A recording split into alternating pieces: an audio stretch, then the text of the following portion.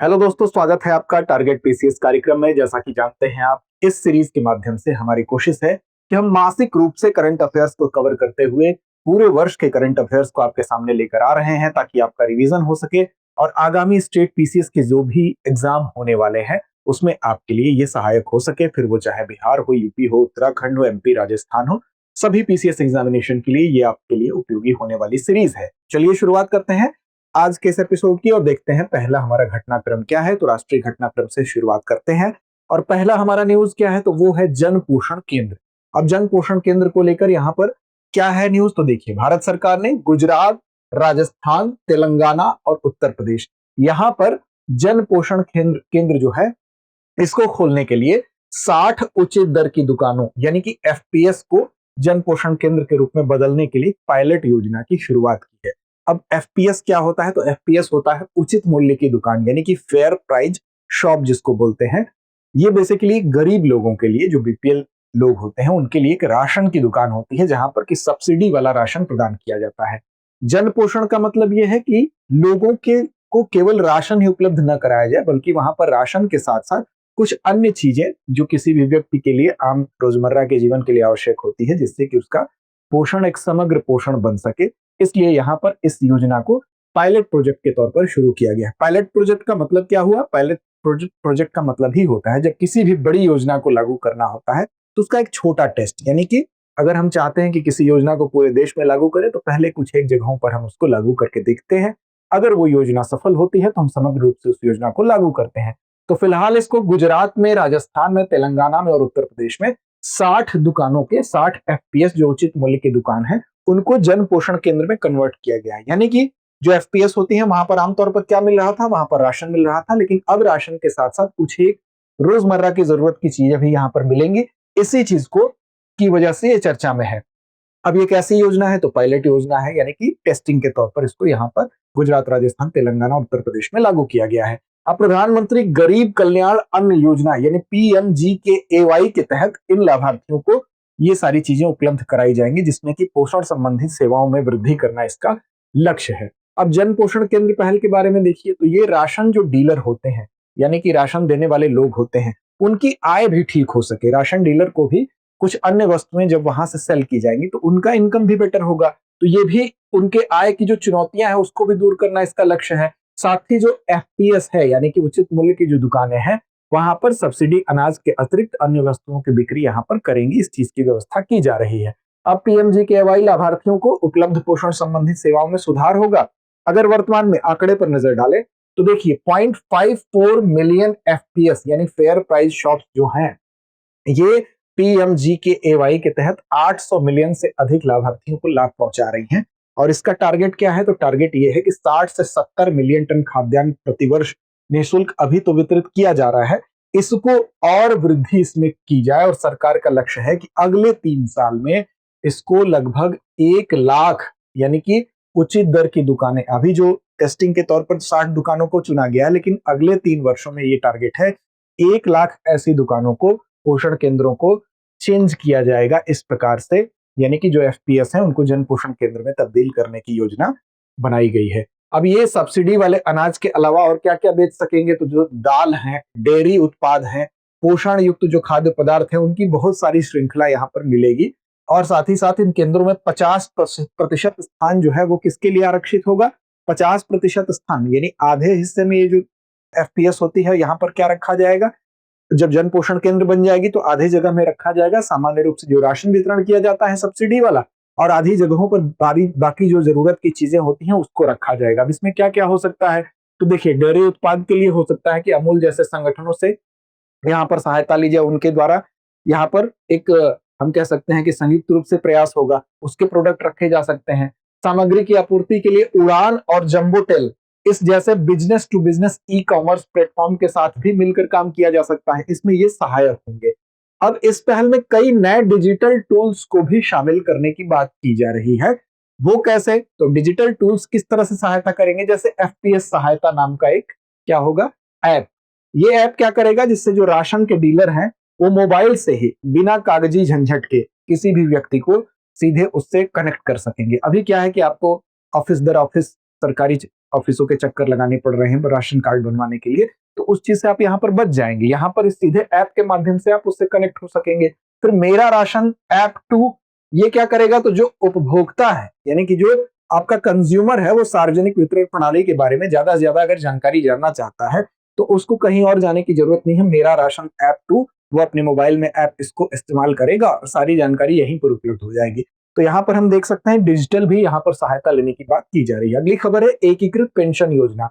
इसमें ज्यादा महत्वपूर्ण है कि सिर्फ आप इसकी डेट याद रख लें कि 1 अप्रैल 2025 से केंद्रीय मंत्रिमंडल ने क्या किया है कि जो यूपीएस है एकीकृत पेंशन योजना है उसको मंजूरी दे दी है। तो तिथि आपके लिए महत्वपूर्ण यहाँ पर हो जाती है 1 अप्रैल 2025 से ये प्रभावी इसको कर दिया गया। अब यहाँ पर सरकारी कर्मचारियों को क्या होगा, जब वो रिटायर हो जाएंगे, सेवानिवृत्त हो जाएंगे, तो उनको इस पेंशन का लाभ मिलेगा। अब इसके अलावा राज्य सरकार के पास भी इसको एकीकृत पेंशन योजना को अपनाने का विकल्प होगा, राज्य सरकार भी इसको अपना सकती है। अगला है खबर हमारा स्वभाव स्वच्छता संस्कार स्वच्छता यानी 4S। ये इंपॉर्टेंट क्यों है, तो स्वभाव स्वच्छता संस्कार स्वच्छता ये बेसिकली एक ऐसा अभियान है, एसबीएम की थीम यानी स्वच्छ भारत मिशन की थीम स्वभाव स्वच्छता संस्कार स्वच्छता के साथ 2024 के साथ ये कहां पर अभियान की शुरुआत की गई है। पहला तो प्रश्न यही है, तो नई दिल्ली में इसकी शुरुआत की गई है। अब इसका टारगेट क्या है, इसका टारगेट ये है कि सरकार जो है, केंद्र सरकार जो है वो चाह रही है कि जो अत्यंत दुर्गम क्षेत्र है, जो बहुत ज्यादा जहां तक सफाई करने की भी पहुंच नहीं हो पाई है, ऐसे क्षेत्रों को पहले तो टारगेट किया जाए और सीटीयू यानी कि क्लीनिंग टारगेट यूनिट बनाई जाए। और इस टारगेट यूनिट के माध्यम से हम उस जगह को चिन्हित करेंगे और उसकी लगातार मॉनिटरिंग करेंगे और उसको साफ करेंगे। यानी जिस जगह तक अभी सफाई की पहुंच सुनिश्चित नहीं हो सकी है उसको साफ करना इसका लक्ष्य है। अब दुर्गम और गंदे स्थानों को एक निश्चित समय तय कर दिया जाएगा, यानी क्लिनिक टारगेट यूनिट क्या करेगी, एक टाइम फ्रेम बना लेगी कि इस टाइम तक हमको इस जगह को क्लीन करना है। और वहां पर यह ध्यान दिया जाएगा कि अगर मान लीजिए कि कोई भी ये डिस्ट्रिक्ट है, इस डिस्ट्रिक्ट में हमारे इस हिस्से में तो खूब सफाई हमारी पहुंच रही है, लेकिन ये एक ऐसा एरिया है जहां तक सफाई नहीं पहुंच सकी है, तो इस एरिया को एक निश्चित टाइम समयबद्ध तरीके से बना लिया जाएगा कि इतने दिन में या इतने घंटों में या इतने समय में हम इस एरिया को साफ करेंगे। अब लगातार डिजिटल तरीके से इसकी मॉनिटरिंग भी की जाएगी, देखा जाएगा, यहाँ मानचित्रण किया जाएगा। फिर इसके लिए इस अभियान में हम हर तरीके से इसको मॉनिटर करके आसानी से इस टारगेट को अचीव कर पाएंगे। तो बेसिकली यही इसका उद्देश्य है। अब देखिए इस अभियान का मुख्य आकर्षण स्वच्छता लक्ष्य टिकाइए यानी सीटीयू है, जो अभी मैंने आपको बताया, क्लीनिंग जो यूनिट बनाई जाएगी, जिसके तहत एक समर्पित पोर्टल के माध्यम से निकायों की पहचान और मानचित्रण भी किया जाएगा। यानी इसके लिए एक पोर्टल भी बनाया जाएगा और इस पोर्टल पर अब अगर कोई पोर्टल बना दिया जाता है तो उस पोर्टल पर कोई भी सूचना दे सकता है कि इस जगह तक सफाई अभी हुई ही नहीं है, यहाँ पर सफाई की बहुत आवश्यकता है। आपने एक बड़ी चर्चित सीरीज देखी होगी पंचायत में आपने देखा कि प्रधान पद के दावेदारों के बीच में एक निश्चित जगह की सफाई को लेकर आपस में द्वंद्व की कंडीशन बन जाती है। तो कुछ उसी प्रकार है, जैसे जहां तक सफाई पहुंच ही नहीं पाई है उस जगह पर अगर कोई सूचना इस पोर्टल के माध्यम से मिल जाती है तो वहां पर उसे तो उसकी जानकारी मिल गई, फिर लगातार उसकी मॉनिटरिंग होगी, मानचित्रण होगा, एक निश्चित टाइम फ्रेम बना लिया जाएगा और उसको आसानी से साफ करके उस चीज को दूर कर लिया जाएगा। तो 4S 2024 अभियान के बेसिकली स्तंभ कितने हैं इसकी बात कर लें तो यहाँ पर 3 स्तंभ है। अब देखिए स्वच्छता की भागीदारी, सबसे पहले तो यहाँ पर स्वच्छता की भागीदारी के लिए एक सार्वजनिक भागीदारी सुनिश्चित की जाए, यानी कि सबकी इसमें भागीदारी हो सके और इसके लिए लोगों का समर्थन जुटाया जाएगा, ताकि अगर कोई दूर दराज भी कोई जगह गंदी है तो लोगों की भागीदारी होगी। अगर लोग जागरूक होंगे तो ही तो इसकी सूचना मिल पाएगी। हर जगह सरकार का मैकेनिज्म पहुंचना तो संभव नहीं है। तो इस तरह से क्या होगा कि लोग अगर जागरूक हैं, लोगों ने इस बात को पहुंचाया, उस पोर्टल के माध्यम से विज्ञान में बात आई, तो उसको साफ करना आसान होगा। दूसरा है संपूर्ण स्वच्छता। संपूर्ण स्वच्छता का मतलब ही ये हुआ कि अत्यंत दुर्गम स्थान, अत्यंत गंदे स्थान, जहां तक ये आपकी यूनिट्स जो है ये पहुंच पाए, यानी कि सीटीयू यानी क्लीनिंग टारगेट जो यूनिट बनाई गई है ये पहुंच पाए। और ये कैसे पहुंचेगी, तो यहाँ जो संपूर्ण स्वच्छता तभी हो पाएगी जब यहाँ तक सूचना लोग पोर्टल के माध्यम से दे पाएंगे। और तीसरा है इसका स्तंभ सफाई मित्र सुरक्षा शिविर, यानी कि सफाई कर्मचारी, जो लोग सफाई करने वाले लोग हैं, उनके कल्याण की भी तो ध्यान देने की जरूरत है, उनके स्वास्थ्य का भी तो ध्यान रखना जरूरी है, उनको भी तो किट चाहिए, सफाई किट चाहिए, उनके लिए भी ध्यान रखने की आवश्यकता, साथ साथ उनके लिए जिस जिस चीज के जागरूकता की जरूरत है तो उसके लिए एक एकल खिड़की बनाई जाएगी। एकल खिड़की का मतलब ये होता है कि आपको अलग अलग कामों के लिए अगर अलग अलग जगहों पर जाना पड़ रहा है तो एक ऐसा विंडो बना दिया जाए कि आपको एक ही जगह पर उन सारी समस्याओं का समाधान मिल जाए। चाहे वो स्वास्थ्य बीमा है तो आपको बीमा वाले ऑफिस जाना पड़ रहा है, अगर आपको सुरक्षा किट लेना है तो आपको दूसरी जगह जाना पड़ रहा है, अगर आपको रजिस्ट्रेशन कराना है तो कहीं और जाना पड़ रहा है। लेकिन अगर ऐसी एक विंडो बना दी जाए, एकल खिड़की बना दी जाए, जहां पर स्वास्थ्य बीमा भी हो सके, जहां पर आपको सुरक्षा किट भी मिल सके, जहां पर आप रजिस्ट्रेशन भी करा सके, तो सभी जरूरी सेवाएं अगर एक जगह मिलती हैं तो हम उसको एकल खिड़की कहते हैं या सिंगल विंडो कहते हैं। तो सिंगल विंडो क्लियरेंस की यहाँ व्यवस्था होगी। साथ ही साथ ये इन लोगों को जो सफाई सुरक्षा शिविर है, इसमें एक शिविर के माध्यम से ये सारी सुविधा, सिंगल विंडो सुविधा मिलेगी और साथ साथ इन लोगों को भी जागरूक किया जा सकेगा। अगला है श्वेत क्रांति 2।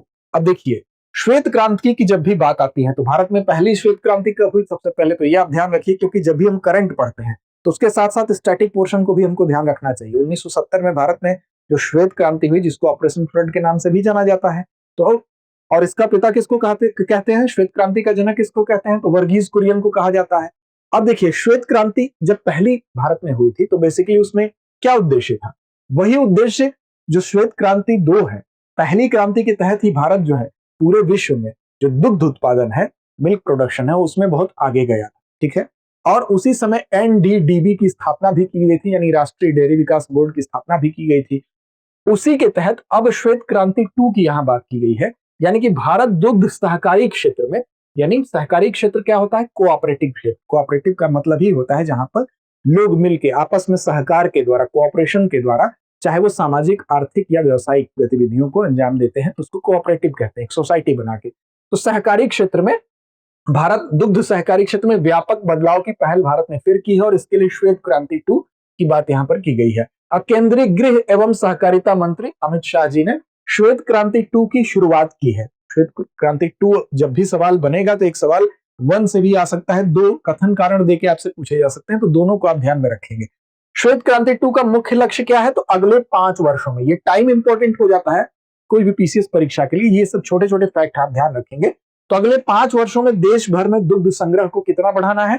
50% तक बढ़ाना है। यानी कि अभी जो दुग्ध संग्रह आपका जो भी हो रहा है, जितना आप मिल्क को कलेक्ट कर पा रहे हैं, ये कोशिश है कि अगले 5 साल में हम इसको 50% और बढ़ा लें। अगर अभी हम 100 लीटर कर रहे हैं, 100 का 50% कितना हुआ? तो अगले 150 लीटर हम क्या करेंगे? अगले 5 साल में हम इसको और अचीव कर लेंगे, यही इसका उद्देश्य है। तो ये टारगेट क्या सेट किया गया है?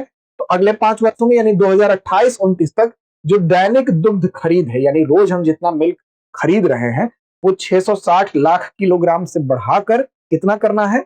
1007 लाख किलोग्राम करना है। ये एक्चुअल फिगर है, जो एक्चुअल टारगेट है, ये करने का लक्ष्य रखा गया है।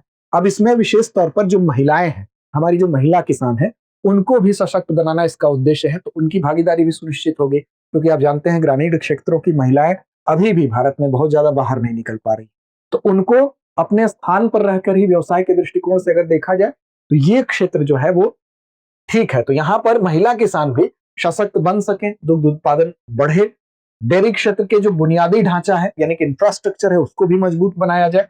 साथ साथ दुग्ध निर्यात हम कैसे ज्यादा बढ़ा सके, यानी कि हम इसको निर्यात को बढ़ाने के लिए हमको जो भी मूलभूत चीजों की जरूरत है उसको हम ठीक कर सके। अब राष्ट्रीय डेयरी विकास कार्यक्रम जो है NPDD2, इसी के द्वारा इसको वित्त पोषित किया जाएगा, यानी कि इसी के द्वारा इसको धन मुहैया कराया जाएगा। चाहे वो इंफ्रास्ट्रक्चर का विकास करना हो तो कौन धन देगा? तो धन मुहैया कराने का काम करेगा NPDD। इस जो श्वेत क्रांति 2 है, इसके लिए धन मुहैया कराने का काम करेगा। अब इस धन से आप क्या कर सकते हैं? आप मिल्क को कलेक्ट करते हैं तो उसके लिए सेंटर की जरूरत होती है, वो आप उसका निर्माण कर सकते हैं। इसके अलावा आपको कोल्ड स्टोरेज की जरूरत पड़ती है कि उसको लंबे समय तक सुरक्षित रखा जा सके, आप उसका निर्माण कर सकते हैं, जो कि जहां पर शीतलन सुविधाएं हो, कोल्ड स्टोरेज हो। फिर उसका विकास करने के लिए अगर किसानों को प्रशिक्षण ही देना है, ट्रेनिंग ही देना है, तो उसके लिए जरूरी चीजों की व्यवस्था आप कर सकते हैं। तो विभिन्न कार्यक्रम आयोजित करना हो, ये सब काम कर सकते हैं। तो इसके लिए वित्त पोषण का काम याद रखिएगा, राष्ट्रीय डेयरी विकास कार्यक्रम के द्वारा इसको उपलब्ध कराया जाएगा। अगली खबर हमारी है छठा क्वाड शिखर सम्मेलन 2024। आप जानते हैं कि क्वाड मतलब इसमें क्या है? क्वाड में कितने देश हैं? तो 4 देश। ये क्या है? क्वाड की अगर जब बात होती है, क्वाड्रिलेटरल सिक्योरिटी डायलॉग इसको कहा जाता है। इसमें देशों की अगर बात करें तो भारत के अलावा अमेरिका, अमेरिका के अलावा जापान और जापान के अलावा ऑस्ट्रेलिया। तो अगर हम बात करें तो इसमें कौन कौन है? भारत है, भारत के अलावा कौन है? अमेरिका है, अमेरिका के अलावा कौन है? जापान है, और जापान के अलावा कौन है इसमें? ऑस्ट्रेलिया है। ठीक है, तो ये 4 देश क्वाड के मेंबर हैं। अब यहाँ पर क्वाड शिखर सम्मेलन 2024 की अगर बात की जाए तो संयुक्त राज्य अमेरिका के डेलावेयर में, कहां पर हुआ? डेलावेयर में। और ये छठा था, ये नंबर आप जरूर याद रखेंगे कि छठा था, डेलावेयर में हुआ क्वाड शिखर सम्मेलन आयोजित किया गया। सीधे सीधे यहीं से प्रश्न पूछ लिया जाएगा कि छठा क्वाड सम्मेलन कहां हुआ, या आपको कथन दे दिया जाएगा कि छठा क्वाड सम्मेलन की जगह 5वां क्वाड सम्मेलन डेलावेयर में आयोजित किया गया, तो आपको नंबर भी पता होना चाहिए कि कौन से क्रमांक का था। अब ये चौथा व्यक्तिगत क्वाड लीडर्स शिखर सम्मेलन था। क्वाड साझेदारों में अब इसमें किस किस विषय पर बात हुई, तो यहां पर देख लीजिए, इसके साझेदारों में महामारी और बीमारियों से निपटने के लिए, जलवायु परिवर्तन के खतरे का सामना करने के लिए, साइबर सुरक्षा को मजबूत करने के लिए कई महत्वाकांक्षी परियोजनाओं का नेतृत्व ये कर रहा है। तो इस पर छठे क्वाड शिखर सम्मेलन में कौन कौन सी मुख्य बातें हैं उसको हम एक बार देख लेते हैं। देखिए, इसमें गर्भाशय ग्रीवा कैंसर के उपचार के लिए क्वाड कैंसर मूनशॉट जैसी नई पहल की घोषणा की गई।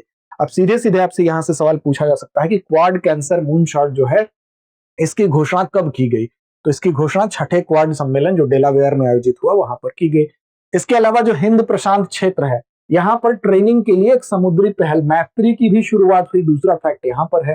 फिर समुद्र के अंदर केबल और डिजिटल कनेक्टिविटी की बात अगर की जाए तो 2025 तक सभी प्रशांत द्वीपीय देशों के लिए प्राथमिक दूर संचार कनेक्टिविटी उपलब्ध कराना, यह भी बात यहां पर कही गई। कब तक? तो वर्ष 2025 तक सभी प्रशांत द्वीपीय देशों के लिए, यानी प्रशांत में स्थित जितने भी द्वीप हैं उनके लिए प्राथमिक दूरसंचार कनेक्टिविटी उपलब्ध कराई जाए।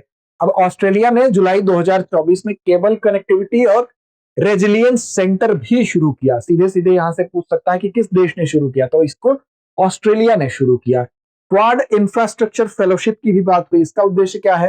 तो जो इंफ्रास्ट्रक्चर है यानी बुनियादी ढांचा परियोजनाएं हैं, उसमें निवेश को कैसे आकर्षित किया जाए, उनके लिए कैसे माकूल माहौल बनाया जाए, उसको प्रबंधित करने के लिए, आकर्षित करने के लिए, पूरे क्षेत्र की क्षमता में सुधार करने के लिए, जो नेटवर्क है उसको बहुत ज्यादा उन्नत बनाने के लिए, पेशेवर नेटवर्क बनाने के लिए क्वाड इंफ्रास्ट्रक्चर फेलोशिप की भी यहां पर बात हुई। अगला है वर्ष 2030 तक भारत का लक्ष्य है अफ्रीका के साथ व्यापार को दुगुना करना। अब भारत अफ्रीका के साथ व्यापार को दुगुना करना क्यों चाहता है? तो देखिए, आप जानते हैं कि भारत, अफ्रीका या लैटिन अमेरिका, ये जितने ग्लोबल साउथ जिनको कहा जाता है, चाहे वो एशिया, अफ्रीका या लैटिन अमेरिका के देश हो, बेसिकली ये देश कैसे हैं? तो ये देश गरीब हैं, ये देश मध्यम आय वाले हैं, और भारत में क्षमता है कि इन देशों का लीडरशिप अपने हाथ में वो ले सके। तो भारत चाहता है कि भारत के साथ साथ भारत का भी व्यापार बढ़े और साथ साथ अफ्रीका का भी व्यापार बढ़े। तो भारत जो है वर्ष 2030 तक भारत का लक्ष्य यह है कि अफ्रीका के साथ जो ट्रेड है उसको हम दोगुना कर ले। अब इस ट्रेड में आयात और निर्यात दोनों आता है, तो भारत जहां एक तरफ अपने निर्यात को बढ़ाना चाहेगा, वहीं चाहेगा कि अफ्रीका का व्यापार भी ग्रो करे। अब देखिए, हाल ही में नई दिल्ली में भारतीय उद्योग परिसंघ यानी कि confederation of Indian industry CII के द्वारा आयोजित 19वें भारत अफ्रीका व्यापार सम्मेलन, चौथा था 19वां भारत अफ्रीका व्यापार सम्मेलन था। इसमें भारत ने यह कहा कि वर्ष 2030 तक अफ्रीकी देशों को अपने निर्यात को दोगुना करके, यानी अफ्रीकी देश को भारत, अभी फिलहाल अपने निर्यात की बात यहां हो रही है, 200 अरब अमेरिकी डॉलर तक पहुंचाने की महत्वाकांक्षी योजना का अनावरण किया। भारत का यह टारगेट है कि वो अफ्रीका को जो निर्यात अपना करेगा उसको कितने तक बढ़ाने की योजना है? 200 अरब अमेरिकी डॉलर तक।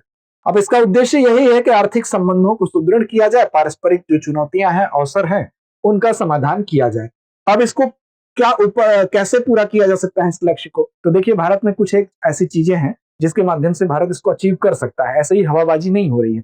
कारण यह है कि जो भारतीय कंपनियां हैं वो पहले तो अफ्रीका में व्यापार को उन्नत करने के लिए क्या करेंगी? तो अफ्रीका में जो उन्नत बीज है, जब तक बीज एडवांस नहीं होंगे तो प्रोडक्शन कैसे बढ़ेगा? तो उन्नत बीज प्रौद्योगिकी जो है उसके लिए चाहे कृषि प्रसंस्करण विधि है, यानी कि कृषि को कैसे बेहतर बनाया जा सके, जो डिफरेंट मेथड्स हैं उनको साझा करेगी। साथ ही साथ इंक्यूबेशन केंद्रों की स्थापना करके अफ्रीका की खाद्य उत्पादन क्षमता बढ़ाने में मदद करने के लिए भारत तैयार है। इंक्यूबेशन सेंटर क्या होता है? इंक्यूबेशन का मतलब होता है, जैसे समझ लीजिए कि कोई भी नया स्टार्टअप अगर आप शुरू करते हैं तो इंक्यूबेशन सेंटर माँ की गोद की तरह होता है। जैसे कि बच्चे को कुछ दिन माँ की गोद में रहना जरूरी होता है, उसके बाद ही वो बाहरी दुनिया में अपनी एक्टिविटीज को कर सकता है ठीक तरीके से। माँ की गोद उसके शुरुआती पालन पोषण के लिए जरूरी होती है। इसी तरह से जो स्टार्टअप्स होते हैं उनको शुरुआती जो उनका टाइम पीरियड होता है, उस टाइम पीरियड में उनको इंक्यूबेशन सेंटर की जरूरत पड़ती है, जहां पर उनके एक ऑफिस स्पेस मिल जाएगा, ट्रेनिंग मिल जाएगी, दिशा निर्देश मिल जाएंगे, जरूरी सारी चीजें मिल जाएगी। तो इस तरह के इंक्यूबेशन केंद्रों जहां से कि एक दिशा निर्देशन मिलता है, एक शुरुआती माहौल मिलता है। उसकी स्थापना भी अफ्रीका में की जाएगी, जिससे कि खाद्य उत्पादन क्षमता को बढ़ाने में मदद मिलने के लिए उसको तैयार किया जा सके। और भारत का लक्ष्य क्या है कि अफ्रीका में जो वाहन भारत में बन रहे हैं, विशेष तौर पर जो 2 पहिया वाहन है, इसके अलावा भारत में जो सस्ती कारें बनती हैं, उसका अफ्रीका में काफी डिमांड है।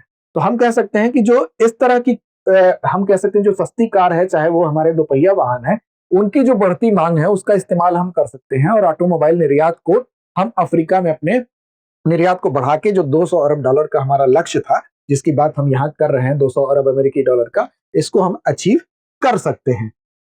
अब देखिए, भारत का लक्ष्य यह है कि इसके साथ ही साथ जब भारत और अफ्रीका दोनों का व्यापार बढ़ेगा तो ग्लोबल साउथ को मजबूत करने का जो कॉन्सेप्ट है, उसमें भारत की जो आवाज है वो मजबूत होगी।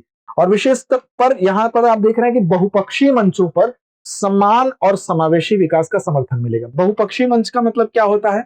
अब देखिए, बहुपक्षीय मंच का मतलब होता है एक ऐसा मंच जहां पर बहुत सारे पक्ष इकट्ठे होते हैं, जैसे यूएन हो गया, जैसे G20 हो गया, जैसे बिम्स्टेक हो गया, ब्रिक्स हो गया। इसमें क्या होते हैं? बहुत सारे पक्ष इकट्ठे होते हैं।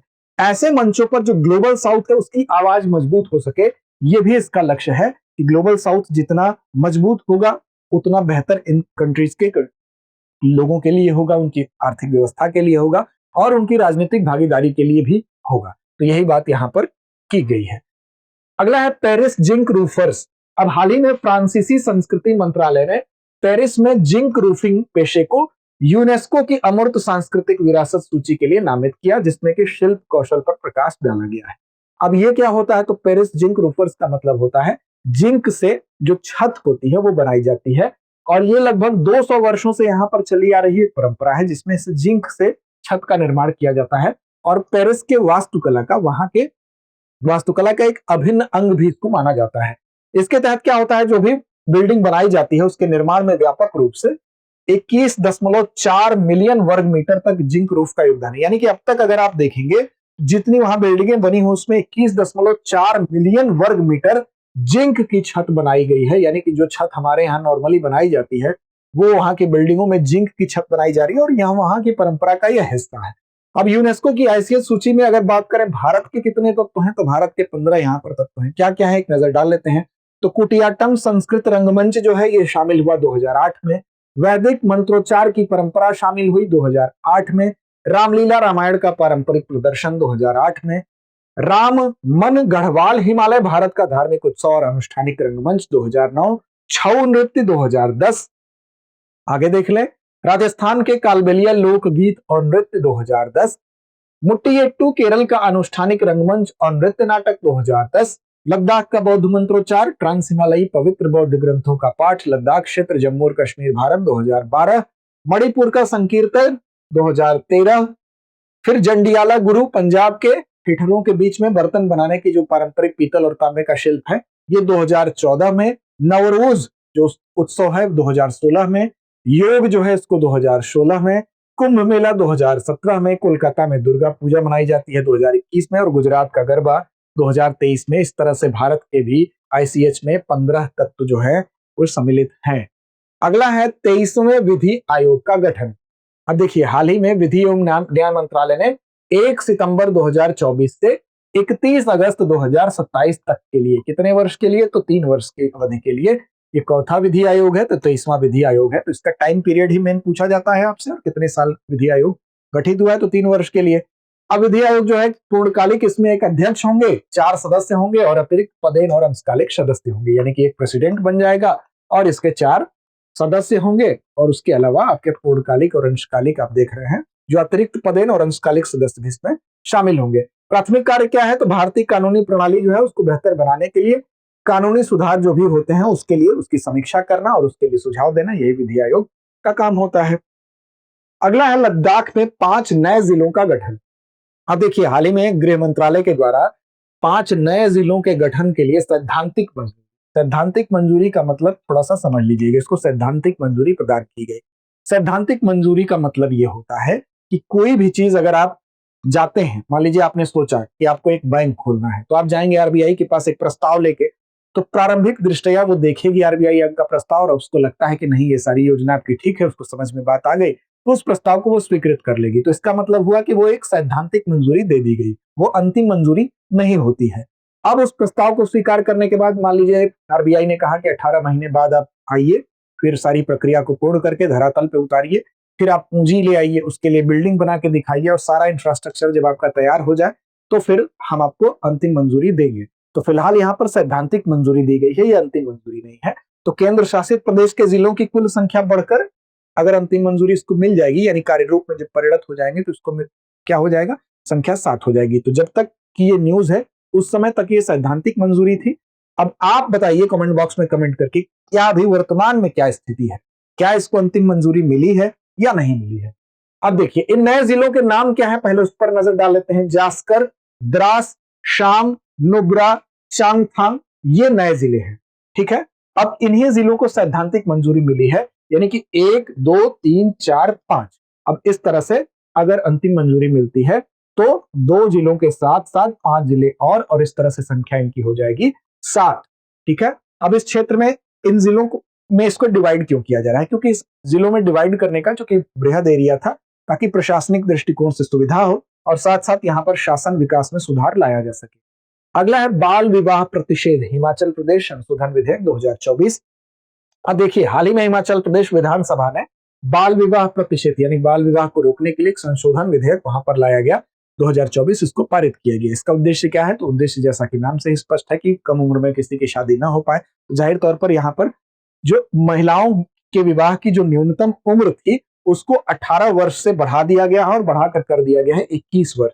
यानी कि ये माना जा रहा था कि 18 वर्ष में महिलाओं की अगर उनका विवाह संपन्न होता है तो कहीं ना कहीं उनके स्वास्थ्य पर इसका प्रतिकूल प्रभाव पड़ सकता है, उनके करियर पर पड़ सकता है, उनकी पढ़ाई पर पड़ सकता है। तो इस दृष्टिकोण से उनका विकास भी हो सके तो इसको 21 वर्ष करना है, इसका लक्ष्य था। अब इसका उद्देश्य यही है कि जो लैंगिक समानता है, यानी कि अगर पुरुषों की आयु 21 वर्ष है तो महिलाओं की भी 21 वर्ष होनी चाहिए। तो लैंगिक समानता को बढ़ाना है, एक तो ये है। और महिलाओं में उच्च शिक्षा को, कहीं ना कहीं अगर कम उम्र में शादी होती है तो उनकी शिक्षा बाधित होती है, क्योंकि प्रेगनेंसी इसका एक बहुत बड़ा कारण होता है जिससे महिलाओं के जॉब और उनकी शिक्षा प्रभावित होती है। तो बाल विवाह निषेध अधिनियम 2006 में संशोधन करने का यहाँ पर प्रयास किया गया है, जिससे महिलाओं के लिए विवाह की न्यूनतम आयु 18 वर्ष से बढ़ाकर 21 वर्ष हो जाए। तो यहाँ पर यह याद रखिएगा कि महिलाओं की जो आयु है उसको 18 से बढ़ाकर 21 वर्ष करना इसका लक्ष्य था। तो ये आपसे प्रश्न पूछा जा सकता है। अगला है आर्थिक घटनाक्रम के अंतर्गत आरबीआई द्वारा एकीकृत ऋण इंटरफेस की शुरुआत। अब देखिए आरबीआई ने यहाँ पर क्या किया है, एकीकृत ऋण इंटरफेस की शुरुआत की है। किसके द्वारा की गई है, तो आरबीआई के द्वारा ऋण क्षेत्र को बदलने के लिए राष्ट्रीय स्तर पर एक यूनिफाइड लैंडिंग इंटरफेस यानी कि यूएलआई शुरू करने की योजना बना रहा है। यूएलआई को आरबीआई ने वर्ष 2023 में पायलट प्रोजेक्ट के तौर पर लॉन्च किया था। पायलट प्रोजेक्ट हमने आपको बताया ही था कि जब किसी चीज को बृहद स्तर पर लागू करना होता है, बड़ी योजना होती है, तो टेस्टिंग के लिए हम छोटे स्तर पर उसको पहले करके देखते हैं। अब यहां पर क्या है कि यहां पर यूएलआई को लागू करने का मतलब यह है, यूएलआई क्या है, तो एक डिजिटल प्लेटफॉर्म है जिससे कि ऋण देने की प्रक्रिया जो है वो आसान बन सके। अभी आपको अगर लोन लेना हो, ऋण लेना हो, तो इसके लिए कागजी कार्रवाई के लिए आपको डोर टू डोर इधर उधर कई जगह भटकना पड़ता है। तो इस चीज को आसान कैसे बनाया जाए, तो इसको आसान बनाने के लिए इसको डिजिटल प्लेटफॉर्म के थ्रू कनेक्ट किया जा सके, जिससे कि आपको ऋण लेना आसान हो सके। विशेष तौर पर जो किसान हैं उनके लिए, जिनको की बहुत ज्यादा जानकारी नहीं होती है, बहुत ज्यादा अवेयर नहीं है, साथ ही साथ जो एमएसएमई है, इन लोगों को बैंकिंग सेवाएं कैसे इन लोगों के लिए सहज बनाई जा सके, इसी के लिए प्रयास है, बिना बाधा के ऋण उपलब्ध कराया जा सके। अब देखिए यहां पर यूएलआई में एक मानकीकृत एप्लीकेशन प्रोग्रामिंग इंटरफेस यानी कि एप्लीकेशन प्रोग्रामिंग इंटरफेस जिसको एपीआई है कहते हैं, उसकी सुविधा दी जाएगी। एपीआई क्या होता है भाई, तो एपीआई आप जानते हैं एप्लीकेशन प्रोग्रामिंग इंटरफेस जिसको कह रहे हैं, ये एक डिजिटल ब्रिज होता है। डिजिटल ब्रिज का मतलब ब्रिज क्या करता है, दो स्थानों को कनेक्ट करता है। तो एपीआई की अगर बात करें तो एपीआई भी बेसिकली क्या है, एक डिजिटल ब्रिज है कि जो कि दो चीजों को कनेक्ट करता है। जैसे उदाहरण के तौर पर अगर आप देखें तो यूपीआई से जब आप पेमेंट करते हैं तो यूपीआई में दो चीजों को कनेक्ट करता है एपीआई ही, बैंक और ऐप को। मान लीजिए यहां पर बैंक है और यहां पर आपका ऐप है, अब इसको कनेक्ट कौन करेगा, तो यही डिजिटल ब्रिज एपीआई कनेक्ट करता है। जब आप यूपीआई के थ्रू पेमेंट करते हैं तो बैंक से कनेक्टिविटी ऐप की बनाने वाली जो चीज होती है वो एक डिजिटल ब्रिज होता है जिसको एपीआई के नाम से हम जानते हैं। तो यहां पर यूएलआई में भी जो एपीआई है इसकी सुविधा होगी और साथ साथ प्लग एंड प्ले दृष्टिकोण की अनुमति यहां मिलेगी, यानी डेटा एक्सेस को सरल करेगा और तकनीकी जटिलता को कम करेगा। तो प्लग एंड प्ले दृष्टिकोण क्या है? प्लग एंड प्ले दृष्टिकोण का मतलब ही होता है कि प्लग जैसे ही आप लगाते हैं तो क्या होता है, अगर लैंप का प्लग है लगाया आपने, तुरंत लैंप जल गया। तो इसी तरह से इसमें जुड़ते ही काम शुरू हो जाएगा। तो प्लग एंड प्ले दृष्टिकोण का मतलब ही है कि जल्दी से जल्दी, शीघ्रता से किसी काम को शुरू करना। अगला है ट्रेड कनेक्ट ई प्लेटफॉर्म।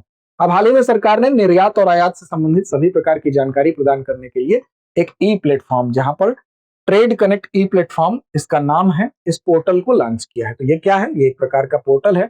अब इसमें ट्रेड कनेक्ट ई प्लेटफॉर्म को विदेश मंत्रालय, एमएसएमई, एक्सिम बैंक जिसको निर्यात आयात बैंक कहते हैं, और टीसीएस और वित्तीय सेवा विभाग, ये सभी मिलकर इसको डेवलप किए हैं। तो आपसे यहां से प्रश्न पूछा जा सकता है कि इसको डेवलप करने में किसका योगदान नहीं है। तो ये सारे नाम आपको याद रहेंगे तभी इसको आप फिल्टर कर पाएंगे। तो देखिए, इसको ट्रेड कनेक्ट ई प्लेटफॉर्म जो है, इसको विदेश मंत्रालय का भी योगदान है इसमें, एमएसएमई, एक्सिम बैंक, टीसीएस और वित्तीय सेवा विभाग, ये सभी मिलकर इसको क्या किए हैं? डेवलप किए हैं। तो इसको आप याद रखेंगे। अब बड़ी संख्या में जो आयात निर्यात कोड धारक हैं, भारतीय मिशन के अधिकारी हैं, निर्यात संबंधन परिषद के अधिकारी हैं, विदेश व्यापार का महानिदेशालय है, वाणिज्य विभाग के अधिकारी हैं, इन सभी लोगों को ये क्या करेगा? ये पोर्टल आपस में कनेक्ट कर देगा। अभी तक ये सब अलग अलग, मान लीजिए ये अधिकारी हैं, अलग अलग जगहों पर इनका ऑफिस है, अलग अलग जगहों पर बैठा है, इनसे संपर्क करना है तो अलग अलग जगहों पर आपको जाना है। लेकिन इस ट्रेड को आसान बनाने के लिए क्या किया जाएगा? इन सबको एक पोर्टल के माध्यम से कनेक्ट कर दिया जाएगा। सीधे आप इस पोर्टल पे जाइए, इन सभी लोगों से मुलाकात हो जाएगी। इसका महत्व क्या है? महत्व यही है कि इसका जो निर्यातक है उनको व्यापार में सहायता के लिए एक ऐसा मैकेनिज्म मिल जाए, एक ऐसा तंत्र मिल जाए जिससे कि हम संसाधन उनको एक ही जगह पर उपलब्ध करा दें। जो सूचनाएं अभी जगह जगह पर बिखरी पड़ी हैं, इन सारी सूचनाओं को हम क्या कर रहे हैं? एक जगह सेंट्रलाइज कर दे रहे हैं पोर्टल के माध्यम से। तो यही इसका उद्देश्य है। Bharat startup knowledge access registry, Bhaskar, यानी वाणिज्य उद्योग मंत्रालय के अंतर्गत उद्योग संवर्धन और आंतरिक व्यापार विभाग, डीपीआईआईटी, ये क्या किया है भाई? तो इसने भारत के स्टार्टअप इकोसिस्टम को मजबूत करने के उद्देश्य से स्टार्टअप इंडिया कार्यक्रम के अंतर्गत ही Bharat startup knowledge access registry यानी भास्कर, ये क्या है? तो एक डिजिटल प्लेटफॉर्म है। तो सीधा सीधा याद रखिएगा, भास्कर क्या है? एक डिजिटल प्लेटफॉर्म है। किस चीज के लिए? तो स्टार्टअप इंडिया कार्यक्रम के अंतर्गत जो स्टार्टअप है उनको शुरू करने के लिए एक डिजिटल प्लेटफॉर्म है। तो भास्कर डिजिटल प्लेटफॉर्म है, याद रखेंगे, सीधे नाम देके ही पूछा जा सकता है। खासतौर पर जो स्टार्टअप इकोसिस्टम है उसके लिए ही इसको बनाया गया है कि कोई व्यक्ति अगर स्टार्टअप शुरू करना चाहता है तो वो इसके माध्यम से शुरू कर सके। अब इसमें शामिल सभी महत्वपूर्ण जो स्टेक होल्डर्स होंगे, हितधारक होंगे, उनको आपस में कनेक्ट कैसे किया जाए। अब स्टार्टअप जो व्यक्ति शुरू करना चाहता है वो भी इसके माध्यम से कनेक्ट होगा। इसके अलावा जो इसमें इन्वेस्ट करना चाह रहा है वो भी इसके माध्यम से कनेक्ट होगा। जो लोग सलाहकार हैं वो भी यहाँ पर होंगे, जो सेवा देने वाले लोग हैं, सेवा प्रदाता हैं, वो भी होंगे, सरकारी निकाय भी होंगे, उद्यम होंगे। तो ये सारे लोग जब एक साथ कनेक्ट होंगे तो एक इकोसिस्टम बन जाएगा और विभिन्न जो स्टेक होल्डर्स हैं उनके बीच में सहयोग जो है वो बढ़ सकेगा। किसी भी व्यक्ति को मान लीजिए स्टार्टअप शुरू करना है तो उसको अगर सलाहकार की जरूरत है तो वो भी यहीं पर उपलब्ध हो गया, निवेशक उसको ढूंढना है तो वो भी यहीं उपलब्ध हो गया।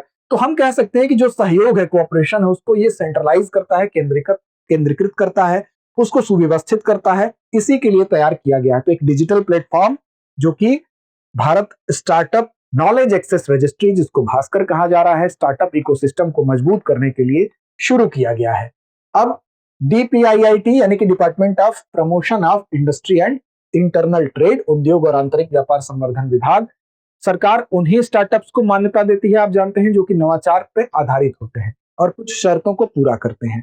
तो भारत में अब तक 1.46 लाख से अधिक स्टार्टअप्स को सरकार के द्वारा यानी डीपीआईआईटी के द्वारा मान्यता मिल चुकी है। ये भी आप याद रखेंगे। अब इस मंच से फायदा क्या होगा? इस मंच का फायदा ये होगा, इस डिजिटल प्लेटफॉर्म के माध्यम से जो भी स्टार्टअप्स हैं उनको आपस में कनेक्ट करके सेवाएं मिलेंगी। सारी चीजों को की एक जगह सेवा मिलेगी। जैसे सेवाएं देने वाले मार्केटिंग वाला व्यक्ति कोई है, निवेश वाला है, सलाहकार है, तो इनके बीच में कोऑपरेशन बढ़ेगा। निवेशक, सलाहकार, सरकारी स्कीम, सभी चीज क्या है, एक जगह आपको मिलेगी, केंद्रीकृत जानकारी मिलेगी।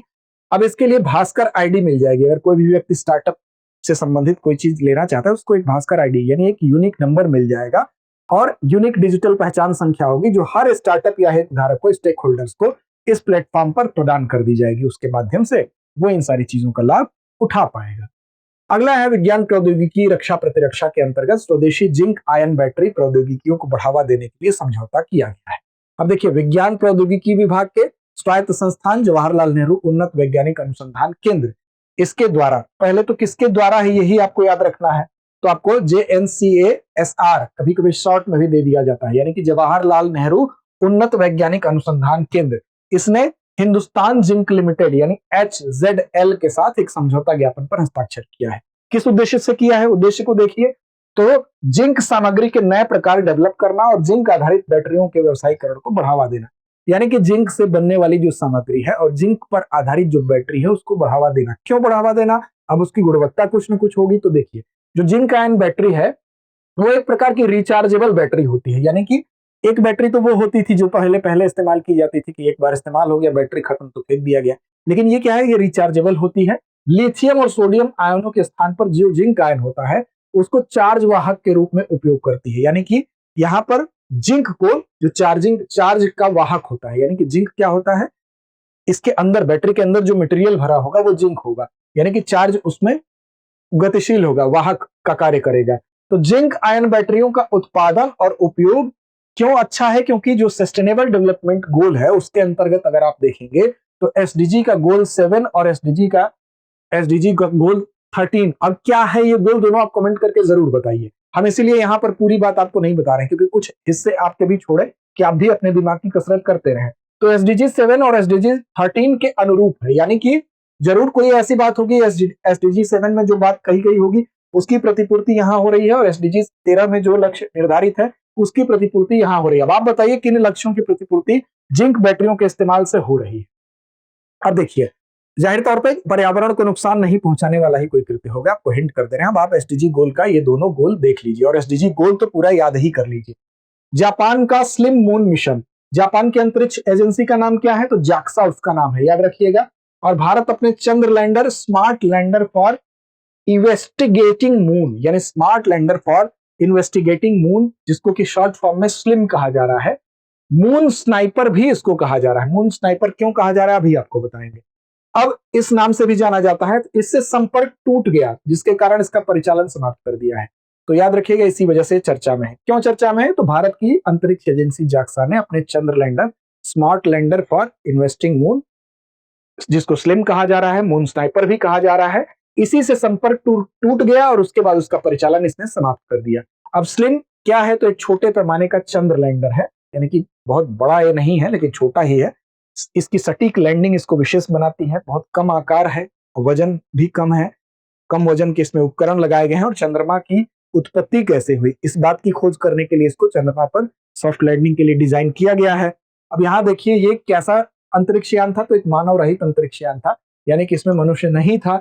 अब इसका उद्देश्य क्या है, भविष्य में जो सौर प्रणाली है उसके अन्वेषण के लिए जो आवश्यक चीज है उसमें एक चीज जरूरी क्या है, एक चीज ये जरूरी है कि आप जानते हैं कि मून के ऊपर यानी कि चंद्रमा के ऊपर गुरुत्वाकर्षण का मान कम है, तो निम्न गुरुत्वाकर्षण की जो कंडीशन है वहां पर जाके ये अन्वेषण करे और वहां पर विभिन्न प्रौद्योगिकियों का परीक्षण करे। तो चंद्रमा की सतह पर बहुत सटीकता से उतरने की इसकी क्षमता है और इसी क्षमता के कारण इसको क्या कहा जा रहा है, मून स्नाइपर भी कहा जा रहा है, इसको उपनाम दिया गया है। जनवरी 2024 में चंद्रमा पर सॉफ्ट लैंडिंग इसने की और यह उपलब्धि हासिल करने वाला जापान कौन सा देश बन गया, तो पूरे विश्व में 5वां देश बन गया। तो उससे संपर्क टूटने की वजह से इसने बंद कर दिया था अपने अभियान को, इसकी वजह से ये चर्चा में था। अगला है piezo electric polymer nano composite पर आधारित प्रणाली। तो पीजो इलेक्ट्रिक पॉलीमर क्या है भाई, पीजो इलेक्ट्रिक पॉलीमर, तो देखिए, तो centre for nano and soft matter sciences, short form में ये देखिए CENSB कहते हैं, और नेशनल केमिकल लेबोरेटरी पुणे ने, इसके शोधकर्ताओं ने मिलकर एक दाब संवेदन का मतलब प्रेशर सेंसिंग का एग्जाम्पल आप समझ सकते हैं, उदाहरण दाब संवेदन का मतलब जो दाब के प्रति संवेदनशील हो, जैसे आप टच स्क्रीन की मोबाइल इस्तेमाल करते हैं वो क्या है, वो दाब संवेदन है। और ऊर्जा संचयन के लिए एक नया piezo electric polymer nano composite develop किया है। तो देखिए यहां पर ये दो चीजें डेवलप की हैं, किसने की है, एक तो ये ध्यान रखना है आपको, centre for nano and soft matter science ने और नेशनल केमिकल लेबोरेटरी ने, जो कि इन दोनों ने मिलकर ये चीज की है। अब क्या है भाई, देखिए, तो पीजो इलेक्ट्रिक पदार्थ सबसे पहले क्या होता है, तो ये ऐसे पदार्थ होते हैं जिन पर यांत्रिक दबाव आरोपित करने पर ये विद्युत ऊर्जा उत्पन्न करते हैं, ठीक है। अब इससे ऊर्जा संचयन यानी एनर्जी स्टोरेज और दाब संवेदन, इन दोनों अनुप्रयोगों के लिए नए मार्ग खुल सकते हैं। यानी कि दाब संवेदन का मतलब प्रेशर सेंसिंग, जो अभी एग्जांपल मैंने आपको दिया, और ऊर्जा संचयन जैसे मान लीजिए बैटरी होती है, पावर बैंक होता है, इसमें ऊर्जा संचित होती है। इन दोनों सेगमेंट में और ज्यादा काम किया जा सकता है। क्यों? क्योंकि जो पीजो इलेक्ट्रिक पदार्थ है वो आप देख रहे हैं ऐसा पदार्थ है जिस पर कि हम जैसे ही आंतरिक दबाव आरोपित कर रहे हैं तो उसमें से विद्युत ऊर्जा निकल रही है। तो इसका इस्तेमाल डिफरेंट डिफरेंट सेगमेंट में हो सकता है। जैसे इस तरह के जितने पदार्थ हैं जिनमें ये क्वालिटी पाई जाती है, जैसे क्वार्ट्ज हो गया, पुखराज हो गया, टूम लाइन हो गया, ये विभिन्न रेशम हो गया, लकड़ी हड्डी हो गई, जेड जार्कोनेट, टाइटेनेट हो गया। तो ये तमाम ऐसे पदार्थ हैं जिन पर शोध करके जो पीजो इलेक्ट्रिक पदार्थ है, इसकी इस प्रॉपर्टी की वजह से इन पदार्थों का विभिन्न जगह पर उपयोग किया जा सकता है। जैसे माइक्रोफोन में हो सकता है, तार वाले उपकरणों के लिए, इलेक्ट्रिक पिकअप, सेंसर, एक्चुएटर, आवृत्ति मानक, ये तमाम ऐसी जगह है जहां पर इनका उपयोग किया जा सकता है। अगला है आईएनएस अरिघाट। तो देखिए, भारत ने उन्नत प्रौद्योगिकी पोत एटीवी परियोजना के तहत निर्मित ये किया गया है। भारत का जो है उन्नत प्रौद्योगिकी पोत जो परियोजना है उसी के अंतर्गत आईएनएस अरिघाट को बनाया गया है। और दूसरी परमाणु ऊर्जा चालित बैलिस्टिक मिसाइल पनडुब्बी आईएनएस अरिघाट S3 को नौसेना में शामिल किया गया, इसी की वजह से ये चर्चा में है। ये अपने पूर्ववर्ती आईएनएस अरिहंत के साथ नौसेना में शामिल हुआ और इसका उद्देश्य क्या है? देश की जो न्यूक्लियर ट्रायड है, न्यूक्लियर ट्रायड का मतलब कि तीनों ही जगहों से, जल थल और वायु से जो परमाणु हथियार है वो दागने की क्षमता है, उसको और भारत कैसे सुदृढ़ कर सके, इसी की वजह से भारत ने जल में अपनी शक्ति को बढ़ाते हुए इसको शामिल किया। तो आकार और विस्थापन में देखें, आईएनएस अरिहंत के समान होने के पश्चात भी आईएनएस अरिघाट अधिक K-15 मिसाइलों का वहन कर सकता है। यानी जो K-15 मिसाइलें हैं आईएनएस अरिहंत की तुलना में, हम देखें आकार उसके बराबर है, लेकिन यहाँ पर मिसाइलों को ज्यादा इसमें रखा जा सकता है। रूस की सहायता से इसको विकसित किया गया है। 83 मेगावाट के प्रेशराइज्ड लाइट वाटर रिएक्टर भी इसमें शामिल है। वाटर रिएक्टर जो होते हैं वो क्या होते हैं? वो इनकी मोबिलिटी आसान होती है, इसीलिए इनका इस्तेमाल किया जाता है। अरिघाट में 4 बड़े वर्टिकल लॉन्च सिस्टम भी लगे हैं, ऐसे ट्यूब भी लगाए गए हैं। फिर सागरिका जो K-15 का वहन करेगी, K-15 जिसको सागरिका हम नाम देते हैं, उसका वहन करेगी। क्या है भाई? तो एक हाइब्रिड 2 चरण वाली ठोस प्रणोदक मिसाइल है, यानी कि 2 चरण है इसमें, एक मिसाइल है और इसकी मारक क्षमता 700 किलोमीटर से अधिक है।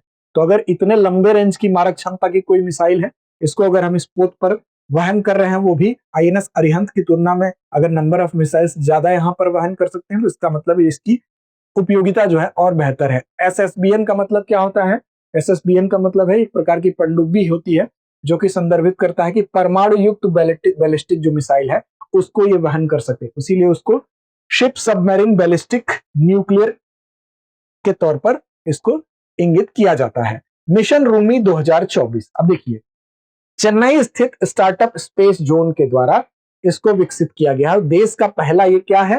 पुनः प्रयोज्य हाइब्रिड रॉकेट मिशन है, यानी कि ऐसा रॉकेट मिशन जिसको दोबारा इस्तेमाल किया जा सकता है, इसी को लॉन्च किया गया है। मिशन रूमी नामक यह कार्यक्रम केवल उन्नत तकनीकी का प्रदर्शन नहीं करता, बल्कि इसका लक्ष्य क्या है?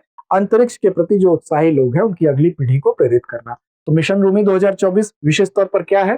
पुनः प्रयोज्य हाइब्रिड रॉकेट मिशन है, इसको आप याद रखेंगे। पहले आमतौर पर क्या था? रॉकेट को इस्तेमाल किया जाता था, फिर वो उसके विभिन्न पार्ट्स जो है वेस्ट हो जाते थे, लेकिन पुनः प्रयोज्य का मतलब कि वो लौट के आएगा और फिर उसको दोबारा इस्तेमाल किया जा सकेगा। इस मिशन में रूमी 1 रॉकेट शामिल था जिसका वजन 80 किलोग्राम, लंबाई 305 मीटर थी। कुछ बेसिक इंफॉर्मेशन है।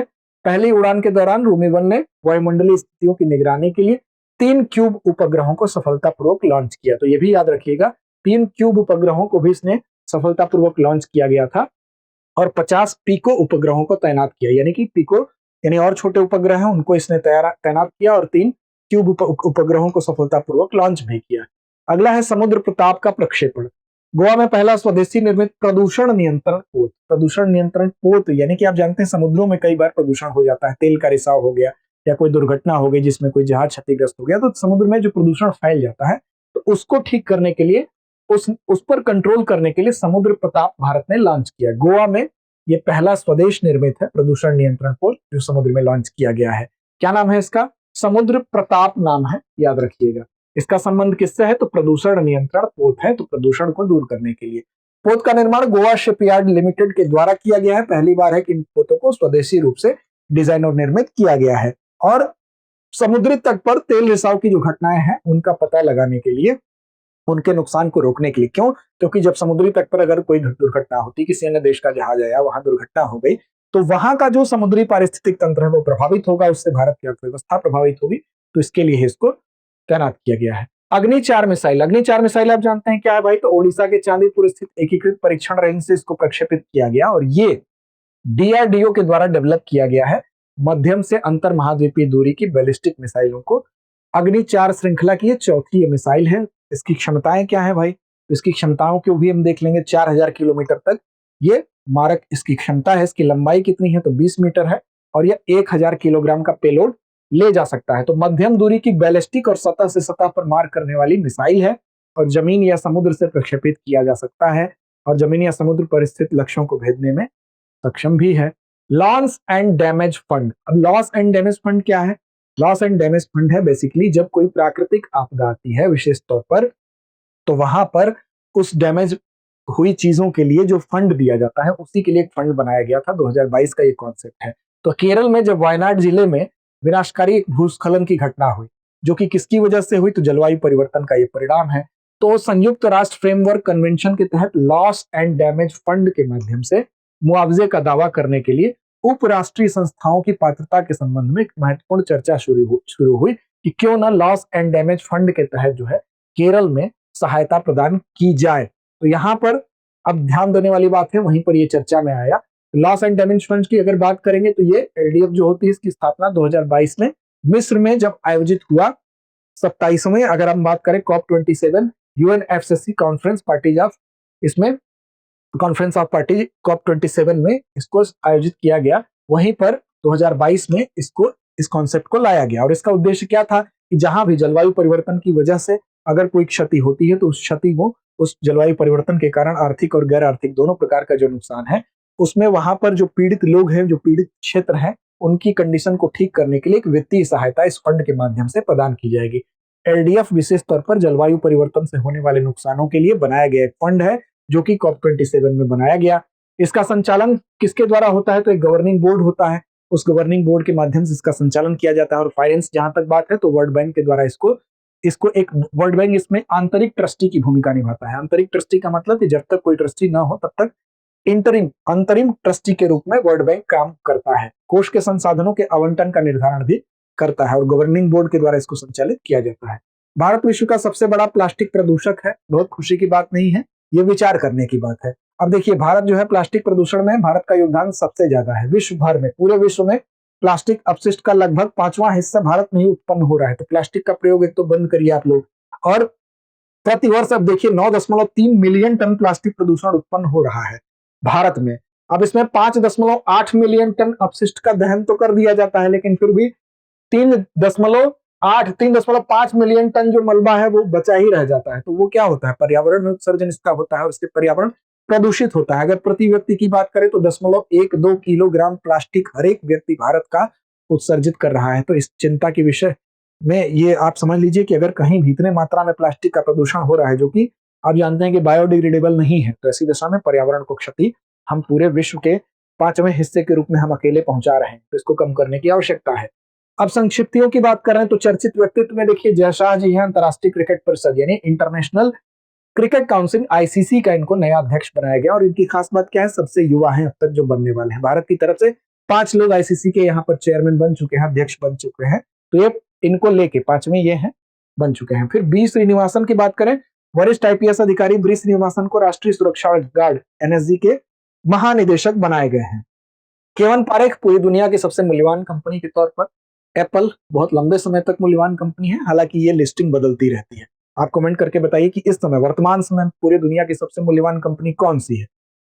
अमृत मोहन प्रसाद, तो इसमें ये चीफ फाइनेंशियल ऑफिसर बनाए गए थे केवन पारेख, याद रखिएगा। अमृत मोहन प्रसाद एसएसबी के महानिदेशक बनाए गए। जाफर हसन की बात करें, जॉर्डन के नए प्रधानमंत्री नियुक्त हुए। सुरेश प्रभु विश्व कृषि मंच बोर्ड में नामित किया गया। सिद्धार्थ अग्रवाल को इंग्लिश चैनल अकेले तैरकर पार करने वाले सबसे उम्रदराज भारतीय, इंपॉर्टेंट है, पूछ सकता है। सिद्धार्थ अग्रवाल का नाम याद रखिएगा, सबसे उम्रदराज भारतीय जो इंग्लिश चैनल तैरकर पार किए।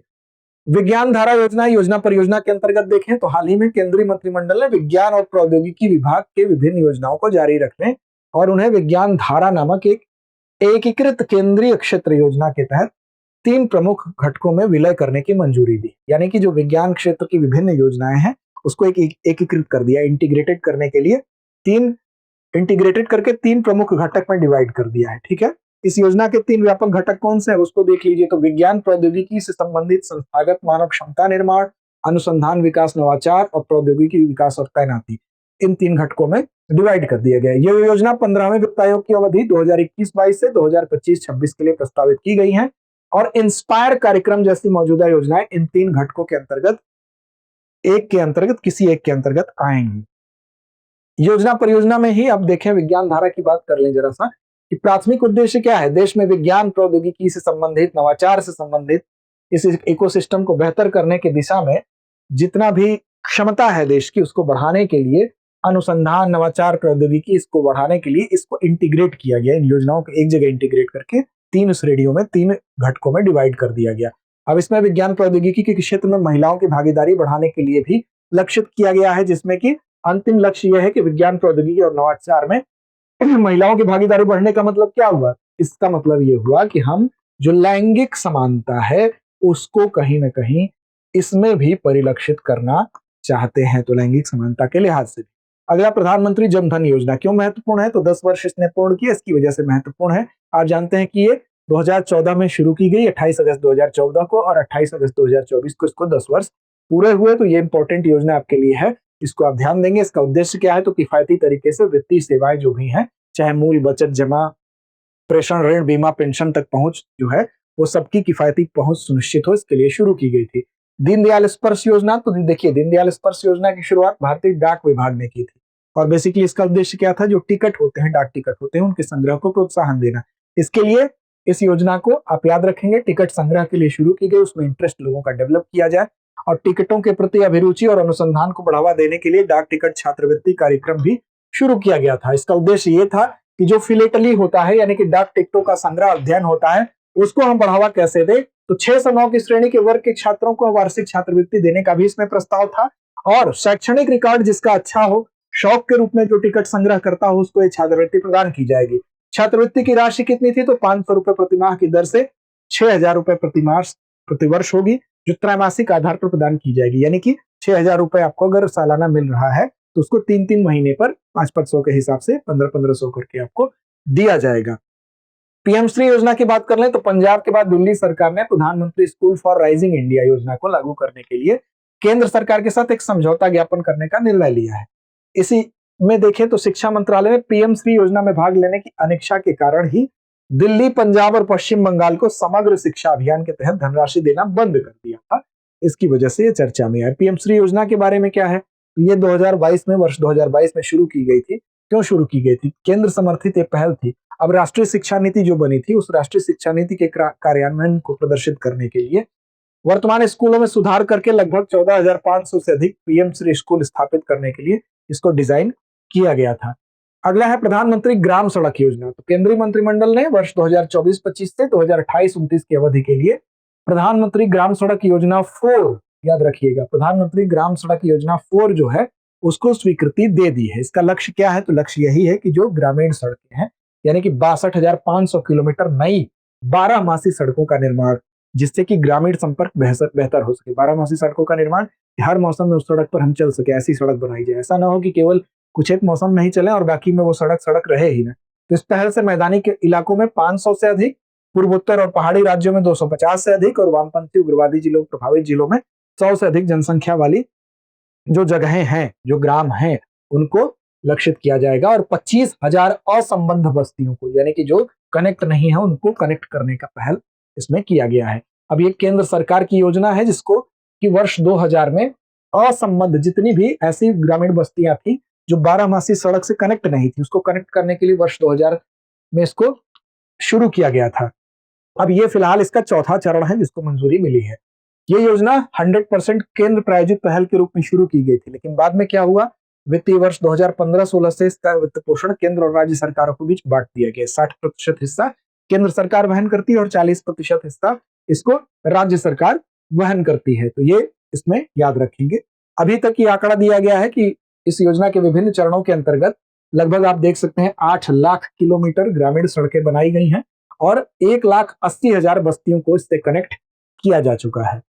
मुत्मिज मुरुगन अंतर्राष्ट्रीय सम्मेलन 2024 तमिलनाडु के डिंडीगुल जिले में, कहां पर? तमिलनाडु के डिंडीगुल जिले में पलानी में मुत्मिज मुरुगन अंतर्राष्ट्रीय सम्मेलन संपन्न हुआ। और इसका क्या है उद्देश्य? तो जो तमिल संस्कृति और आध्यात्मिकता है ये उसको परिलक्षित करता है। और इसमें विश्व से 1 लाख से अधिक श्रद्धालु इसमें शामिल भी हुए। अब इसमें जो मुरुगन उपासना है उनके मूल सिद्धांतों का प्रसार करना, उनके दार्शनिक सिद्धांतों को लोग प्राप्त कर सके, विश्व में प्राप्त सभी श्रद्धालुओं को एकजुट करना, पुराण और तिरुमुरै की शिक्षाओं का प्रचार करना इसका उद्देश्य है। अब 8वां धर्म सम्मेलन 2024, बेसिकली पाली में धर्म को धम्म कहते हैं। तो 8वां धम्म सम्मेलन 2024 बेसिकली इंडिया में इंडिया फाउंडेशन द्वारा गुजरात विश्वविद्यालय के सहयोग से अहमदाबाद में हुआ। अहमदाबाद में 8वें धम्म सम्मेलन का आयोजन किया गया। क्या उद्देश्य है? तो विचारों के आदान प्रदान को सुगम बनाना और हिंदू और बौद्ध सभ्यता दोनों ही सभ्यताओं के बीच में सद्भाव को बढ़ावा देना और सहस्त्राब्दियों से यानी जो समय से हजारों वर्षों से जो उनकी प्रासंगिकता बनी हुई है उस पर जोर देना। वर्ष 2024 के सम्मेलन का केंद्रीय विषय क्या था? तो धर्म और धम्म में, धर्म हिंदू के लिए कहा जा रहा है, धम्म बौद्ध के लिए कहा जा रहा है।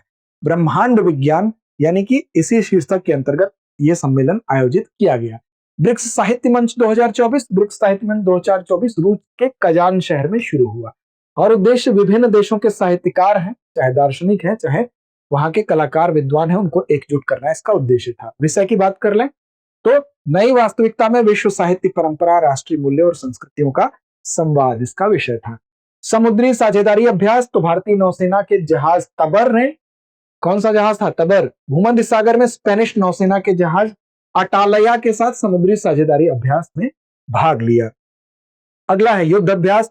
तो कहां हुआ युद्ध अभ्यास? राजस्थान के महाजन फील्ड फायरिंग रेंज में हुआ, राजस्थान में हुआ, याद रखिएगा। युद्ध अभ्यास आप जानते हैं कि भारत और संयुक्त अमेरिका इन दोनों के सैन्य प्रशिक्षण है। तो युद्ध अभ्यास 2024 का ये कौन सा संस्करण था? संस्करण भी याद रखेंगे, 20वां संस्करण था। ये कब शुरू हुआ था? तो 2004 में शुरू हुआ था और हर वर्ष भारत और अमेरिका के बीच बारी बारी से आयोजित किया जाता है। तो इस वर्ष 2024 में राजस्थान में आयोजित किया गया। अभ्यास वरुण की बात कर ले तो भारत और फ्रांस के बीच में द्विपक्षीय नौसैनिक अभ्यास से इसकी प्रकृति है। ये 22वां संस्करण था इसका, भूमध्य सागर में आयोजित हुआ। तो ये सारे फैक्ट हैं, तो याद ही रखने हैं, इसमें दिमाग नहीं लगाना। संयुक्त अभ्यास या तो हिंद महासागर या भूमध्य सागर में आयोजित किए जाते हैं। ईस्टर्न ब्रिज अभ्यास की बात कर लें तो भारतीय वायुसेना यानी इंडियन एयरफोर्स और रॉयल ओमान वायुसेना, तो भारत और ओमान की वायुसेना के बीच में एक द्विपक्षीय सैन्य अभ्यास था, 7वां संस्करण था और ओमान के मसीरा एयरबेस में आयोजित हुआ। अगला है विश्व युद्ध अभ्यास, नेशनल वर्ल्ड हेल्थ मिशन के तत्वाधान में। ये क्यों है? देखिए ये खास इसलिए है, इसको इंपॉर्टेंट आप मान सकते हैं। विश्व युद्ध अभ्यास नाम जरूर है लेकिन ये महामारी संबंधित तैयारियों का आकलन करने के लिए है, तो इसलिए ये नाम में कंफ्यूजन हो सकता है, इसलिए ये महत्वपूर्ण है। ऐसा सवाल आपसे बन सकता है। 27 अगस्त से 31 अगस्त 2024 के दौरान राजस्थान के अजमेर जिले में एक व्यापक राष्ट्रीय मॉक ड्रिल विषाणु युद्ध अभ्यास किया गया, यानी कि वायरस युद्ध अभ्यास किया गया। कहां पर? तो राजस्थान में हुआ, याद रखेंगे। और इसका उद्देश्य क्या है कि मानव स्वास्थ्य, पशुपालन, वन्यजीव क्षेत्रों विशेषज्ञों से बनी राष्ट्रीय संयुक्त प्रकोप प्रतिक्रिया टीम की तत्परता प्रतिक्रिया का मूल्यांकन करना, यानी कि इस प्रकार के जितने भी वायरस से होने वाले जो रोग होते हैं उससे मानव या पशुओं का जो स्वास्थ्य प्रभावित होता है, इसके लिए स्पेशलिस्ट समेत सबकी एक ट्रेनिंग हो, सबको ट्रेंड किया जाए, लोगों को अवेयर किया जाए, इस ऑपरेशन का उद्देश्य था। संयुक्त सैन्य अभ्यास अल नजाह, भारत और ओमान के बीच में है संयुक्त सैन्य अभ्यास अल नजाह भी, और 5वां संस्करण था, ओमान के सलालाह में आयोजित हुआ। 2015 से हर 2 साल में एक बार आयोजित होता है, तो ये भी याद रखेंगे। भारत और ओमान में बारी बारी से होता है। पिछले संस्करण का आयोजन राजस्थान के महाजन में हुआ था। अगला है तेल से लिथियम तक ऊर्जा के भविष्य की दिशा। ये क्या है भाई? तो ये कुछ पुस्तकें हैं। प्रसिद्ध ऊर्जा विशेषज्ञ कुलदीप गुप्ता ने इस पुस्तक को लिखा है, तेल से लिथियम तक ऊर्जा भविष्य की दिशा। तेल और अन्य पारंपरिक ऊर्जा स्रोतों की वर्तमान स्थिति, उनकी सीमाएं, पर्यावरण पर उसका क्या प्रभाव डालता है, इस पुस्तक में इसका वर्णन किया गया है। उसके बाद है the scientist entrepreneur empowering millions of women. ये किसने लिखा है? डॉक्टर कल्पना शंकर की आत्मकथा है। ये भी इंपॉर्टेंट है। तो कुछ पुस्तकें जो चर्चा में थी वो था चर्चित स्थल देख लेते हैं।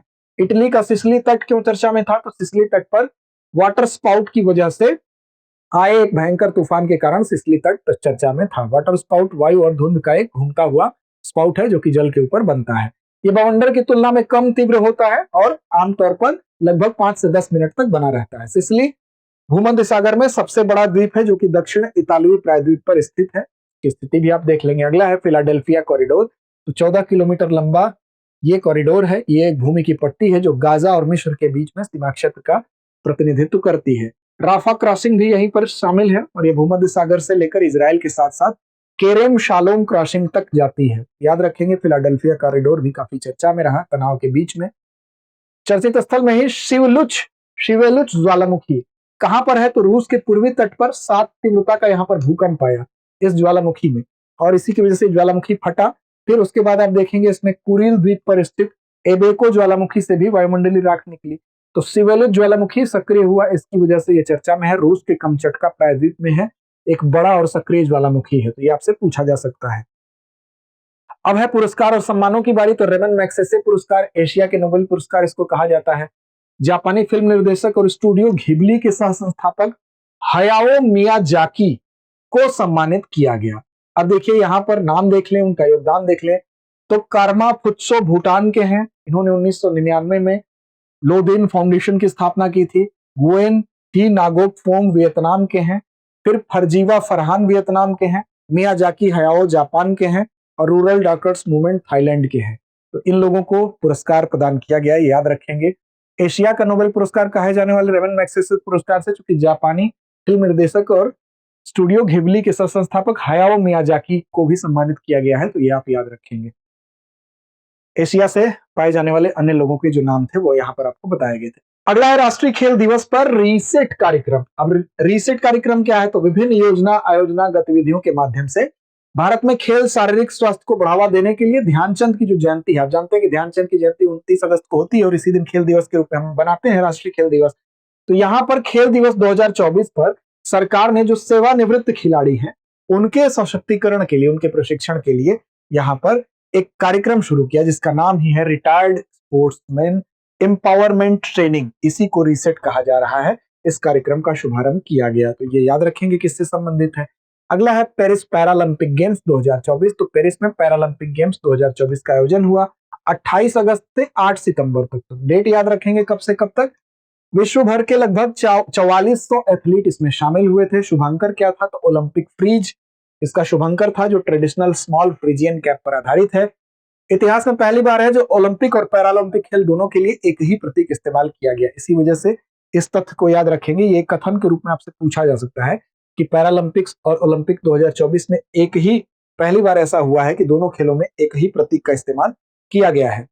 अब पेरिस पैरालंपिक गेम्स 2024 में भारत की स्थिति क्या थी? तो भारत ने 84 पैरा एथलीटों का प्रतिनिधिमंडल यहाँ पर भेजा था। 12 स्पर्धाओं में हिस्सा लिया गया। टोक्यो 2021 में 9 स्पर्धाओं में हमने हिस्सा लिया था। इसमें पैरा साइकिलिंग, फिर पैरा रोइंग, ब्लाइंड जूडो, ये कुछ नए खेल भी शामिल किए गए थे। उद्घाटन समारोह के लिए आप देखेंगे तो सुमित अंतिल ने यहाँ पर और जो भाग्यश्री यादव हैं उनको भारत के ध्वजवाहक के रूप में चुना गया है। और समापन समारोह में भी ध्वजवाहन होता है। समापन समारोह में आप देखेंगे तो हरविंदर सिंह और प्रीति पाल ये दो लोग थे जिन्होंने की ध्वज वाहन का काम किया था। अब देखिए पेरिस पैरालंपिक में भारतीय पद विजेताओं की ये सूची दी गई है जिसमें कि कई नाम है। अवनी लेखरा है जिन्होंने स्वर्ण पाया था। इसके अलावा मोना अग्रवाल, प्रीति पाल है, मनीष नरवाल है। ये तमाम लिस्ट दी गई है, इसका स्क्रीनशॉट आप ले सकते हैं और इसको भी एक नजर आप जरूर देख लेंगे। इसका भी स्क्रीनशॉट लीजिए। भारत की तरफ से जो लोगों ने जीता यहाँ पर सम्मान पाया उनका यहाँ पर लिस्ट दिया गया है। जैसे कि यहाँ पर नितेश कुमार ने पुरुष एकल में स्वर्ण पदक जीता है। तो इसी तरह से ये सभी वो नाम है, आपकी सुविधा के लिए यहाँ लिखा गया है। पेरिस पैरालंपिक 2024 पैरालंपिक्स पदक तालिका की अगर बात करें तो अगर देश की बात करेंगे तो सबसे ऊपर इसमें कौन था? People's republic of China. सबसे ऊपर इसने 94 स्वर्ण जीता था, रजत पदक 76 जीता था, कांस्य 50 और कुल 220 पदक के साथ पहले स्थान पर चाइना था। ग्रेट ब्रिटेन दूसरे स्थान पर था जिसने की 49 स्वर्ण पदक जीता, 44 रजत, 31 कांस्य, कुल 124 पदक। यूएसए की बात करेंगे तो तीसरे स्थान पर था जो कि 36 स्वर्ण पदक के साथ एक कुल 105 पदक यूएसए ने जीते। और भारत की बात करें तो भारत ने 7 स्वर्ण जीता, 9 रजत और 13 कांस्य पदक के साथ कुल भारत को मिलने वाले पदकों की संख्या कितनी है? 29 है। ये आपसे पूछा जा सकता है। स्वर्ण कितने हैं? तो स्वर्ण 7 है। रजत कितने हैं? तो रजत 9 है। 13 क्या है? 13 कांस्य है। और इस तरह से भारत की पोजीशन क्या थी? तो भारत की रैंक अगर बात करें तो 18th रैंक थी। ये आपसे सवाल बन सकता है। फिर अगला है विथ्या रामराज। बेंगलुरु के कांतिरवा स्टेडियम में 63वीं राष्ट्रीय ओपन एथलेटिक्स चैंपियनशिप हुई। इसमें महिलाओं की 400 मीटर बाधा दौड़ में विद्या रामराज ने इसमें 39 साल पुराना एक रिकॉर्ड तोड़ा है, जिसकी वजह से ये काफी चर्चा में है। अब आप जानते हैं कि इसमें विद्या रामराज ने किसका रिकॉर्ड तोड़ा, इसी की वजह से चर्चा में आई है। तो इन्होंने, अगर आप देखेंगे तो जो दौड़ हुई 56.23 सेकंड में पूरी की। जो पहले रिकॉर्ड था 56.80 सेकंड का था। अब ये पिछला रिकॉर्ड किसका था, तो पिछला रिकॉर्ड कब बना था, ये बना था 1985 में। और ये रिकॉर्ड किसका था, तो भारत के एक महान एथलीट हुई थी जिनका नाम आपने सुना होगा, इनका नाम था पीटी उषा जी। और इन्हीं के रिकॉर्ड को तोड़ने की वजह से ये विद्या रामराज जो हैं, उन्होंने इसको तोड़ते हुए एक नया कीर्तिमान बनाया। विश्व का दूसरा सबसे बड़ा हीरा बोत्सवाना में कोरो डायमंड माइन में 2492 कैरेट के एक हीरे की खोज की गई है और ये विश्व का दूसरा सबसे बड़ा हीरा है। याद रखिएगा, पहला कौन सा है, आपके दिमाग में ये बात जरूर आ रही होगी। तो सबसे बड़ा हीरा कुलिनन हीरा है, ये याद रखिए। तो कुलिनन के बाद अगर बात करेंगे तो विश्व का दूसरा सबसे बड़ा हीरा कोरो डायमंड माइन में खोजा गया है। 2492 कैरेट के हीरे की खोज की गई है, दूसरा है। अब इसके वजन की अगर बात करें, जो सबसे बड़ा कुलिनन हीरा है, इसका वजन कितना है, तो 3106 कैरेट का जो सबसे बड़ा हीरा है, जो कि वर्ष 1905 में दक्षिण अफ्रीका में खोजा गया था। तो नया दूसरा सबसे बड़ा हीरा खोजा गया है। बोत्सवाना बेसिकली क्यों चर्चा में है, तो आप जानते हैं बोत्सवाना में हीरा उत्पादक देश है प्रमुख रूप से, और यहाँ के सकल घरेलू उत्पाद में अगर हीरे की बात करेंगे तो 30% इसका योगदान है और इसके निर्यात का 80% जो है, टोटल यहाँ का जो निर्यात होता है उसका 80% हीरे से ही कवर होता है। भारत के प्रमुख हीरा उत्पादित स्थान कौन से, उसको भी जानने, तो पन्ना बेल्ट जो है, इसमें मध्य प्रदेश, वज्र करूर, किम्बरलाइट पाइप और कृष्णा नदी बेसिन आंध्र प्रदेश, ये सभी आते हैं। पॉलिशिंग और कटिंग उद्योग की बात करें तो ये सूरत में बेसिकली होता है। नवसारी, अहमदाबाद और पालमपुर में भी थोड़ा बहुत इसका काम किया जाता है। टाइफून यागी से फिलीपींस, चीन, लाओस, म्यांमार, थाईलैंड और विशेष रूप से वियतनाम प्रभावित हुए थे। कब आया था, तो सितंबर 2024 तक एशिया में आने वाला सबसे शक्तिशाली उष्णकटिबंधीय चक्रवात था, इसलिए टाइफून यागी महत्वपूर्ण होता है। अब हरिकेन बेरिल जो अटलांटिक महासागर था, उसके बाद विश्व का दूसरा सबसे शक्तिशाली चक्रवात टाइफून यागी ही था। इससे शक्तिशाली कौन था, हरिकेन बेरिल, जो कि अटलांटिक महासागर में था। इसकी उत्पत्ति कहां से हुई थी, पश्चिमी फिलीपीन सागर में हुई थी। एक उष्णकटिबंधीय तूफान 63 किलोमीटर प्रति घंटे तक की वायु गति के रूप में इसकी उत्पत्ति हुई, लेकिन जब उत्पत्ति होती है तो धीरे धीरे उसकी गति बढ़ती है और बढ़ के कितनी हो गई, 260 किलोमीटर प्रति घंटे वायु की गति के साथ श्रेणी 5 में यह तब्दील हो गया था। भारत सरकार द्वारा वियतनाम, लाओस और म्यांमार को सहायता भी दी गई, तत्काल आपूर्ति दी गई कि एक ऑपरेशन के तहत ऑपरेशन सद्भाव भारत ने शुरू किया था। इसी ऑपरेशन सद्भाव को शुरू किया गया यागी के बाद। ऑपरेशन सद्भाव भारत की दीर्घकालिक एक्ट ईस्ट पॉलिसी का हिस्सा भी है, उसको इसके रूप में भी देखा जा रहा है। अब बारी है अभ्यास प्रश्नों की। जो भी अब तक आपको एक्सप्लेन किया गया उससे संबंधित कुछ अभ्यास प्रश्न हैं और इसकी जिम्मेदारी आप पर होती है कि इन सारे अभ्यास प्रश्नों का जवाब कमेंट बॉक्स में सही मिलना चाहिए। तो चलिए, पहला अभ्यास प्रश्न आपके लिए है कि हाल ही में चर्चा में रहा 4S अभियान के 3 स्तंभों में से कौन सा एक नहीं है। विकल्प आपके सामने है, स्वच्छता की भागीदारी, संपूर्ण स्वच्छता, सफाई मित्र सुरक्षा शिविर, सफाई सामग्री का वितरण। दूसरा सवाल है, छठा क्वाड शिखर सम्मेलन कहां आयोजित किया गया, New York, Delaware, Washington DC, Sydney. अगला है, हाल ही में हुई घोषणा के अनुसार निम्नलिखित में से कौन सा लद्दाख का नया जिला नहीं है, जास्कर, द्रास, शाम, लेह। अगला प्रश्न है, हाल ही में चर्चा में रहा स्लिम मून मिशन को किस नाम से भी जाना जाता है, moon lander, moon sniper, Chandrayaan 3, चंद्रमा, चंद्रयान अन्वेषक। अगला है, पेरिस पैरालंपिक 2024 के उद्घाटन समारोह के लिए भारत के ध्वजवाहक कौन थे, हरविंदर सिंह और प्रीतिपाल, सुमित अंतिल और भाग्यश्री यादव, प्रीतिपाल और भाग्यश्री यादव, सुमित अंतिल और हरविंदर सिंह। अंत में यही कहेंगे कि निरंतरता का अभ्यास विश्वसनीयता का मानक है। निरंतर रूप से पढ़ते रहिए, अपने लक्ष्य की ओर बढ़ते रहिए। कमेंट बॉक्स में इसका जवाब दीजिए और पिछली अगर सीरीज के जो एपिसोड यहाँ पर आए हुए हैं, अगर अभी तक आपने नहीं देखा है तो उसको भी देख लीजिए। उस अभ्यास के माध्यम से आप विश्वास हासिल करिए और सफलता आपके कदम चूमे। इस शुभकामना के साथ आज इतना ही।